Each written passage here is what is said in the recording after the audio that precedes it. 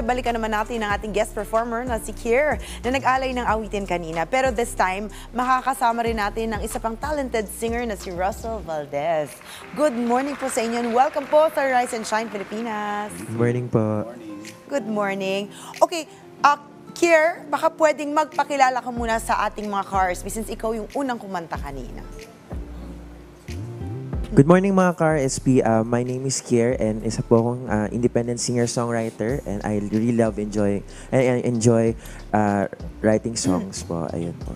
Okay, how about you, Russell Valdez? Ako nga pala si Russell Valdez. Good morning everyone. And ako rin po ay isang singer-songwriter po from way back from the Philippines. Ngayon ay nasa US naka-based.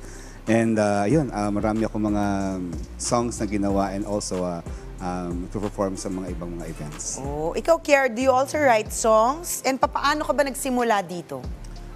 Opo, yun pong isa sa mga hobbies ko, ang pagsusulat ng kanta. And I started way back, I think, year 2014 nung I was asked po to do simple OST para sa aking school film po. Tapos, before, isa lang po akong feature writer sa aming campus journal po. Tapos, nagustuhan ko po yung idea of writing poems and then turning it into a song, especially when I express my feelings or how I feel or what my listeners wanted to feel about my writings po. Kaya yun po.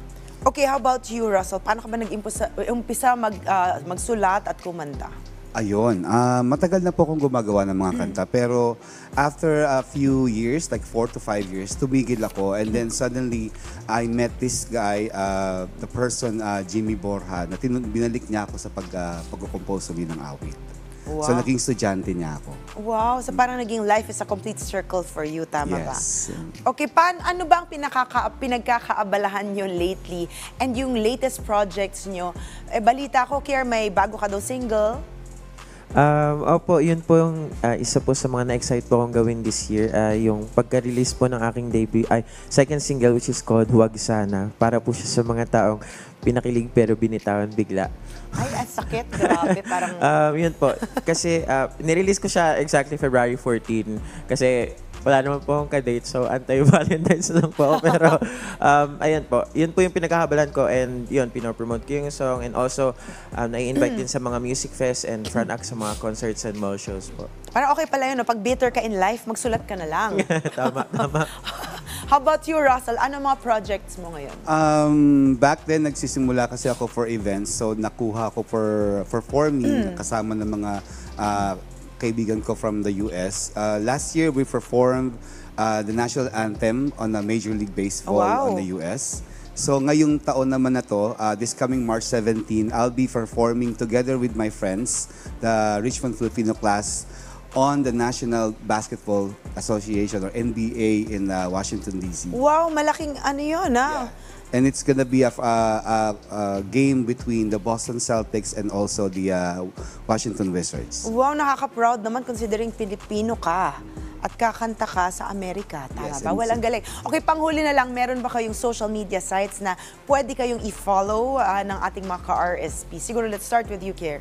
Ayun po, you can follow me po on Facebook, Instagram, TikTok, and everywhere po by just searching, Hey, It's Kier. And also po, my singles are available po on Spotify, Apple Music, and all digital music platforms po. Search nyo lang po yung Kier. Ayun po. Thank you. Kier as in Care Bears. Yes. Okay. Russell, how about you? You can follow me in my social media account, especially on TikTok and also to Kumu, and also on Facebook account. Same account lang po, Bogs Cheese. Ayan po ang ginagamit kong pangalan. Ayan, thank you so much sa pakipagkwentuhan sa amin.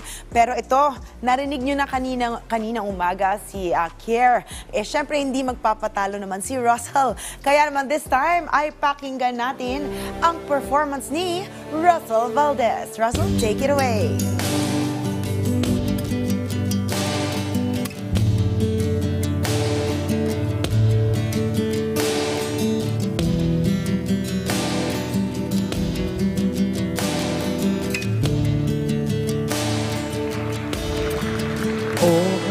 sarap sa pakiramdam na panahon na kasama at sa pagtangi ng bawat oras.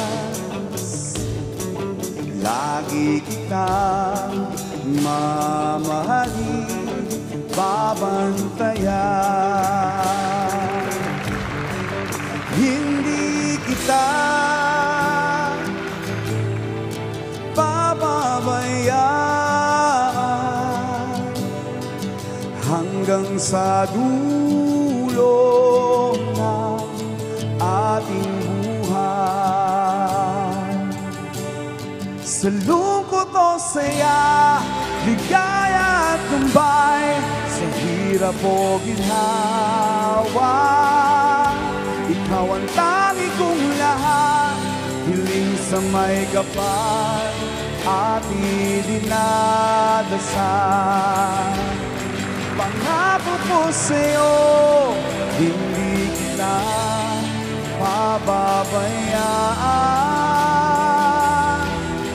Sa araw na ito, ikaw lang at ako ay iisa.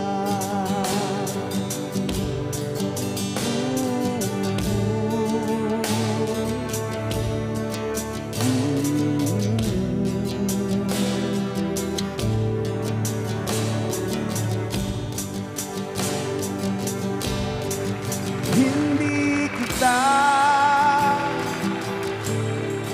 pababayaan hanggang sa dulo ng ating buhay. Sa lungkot o saya, ligaya at lumbay, sa hirap o ginhawa, ikaw ang tangi kong lahat, hiling sa may kapal at idinadasal. Sinabi ko sa'yo, hindi kita pababayaan. Sa araw na ito,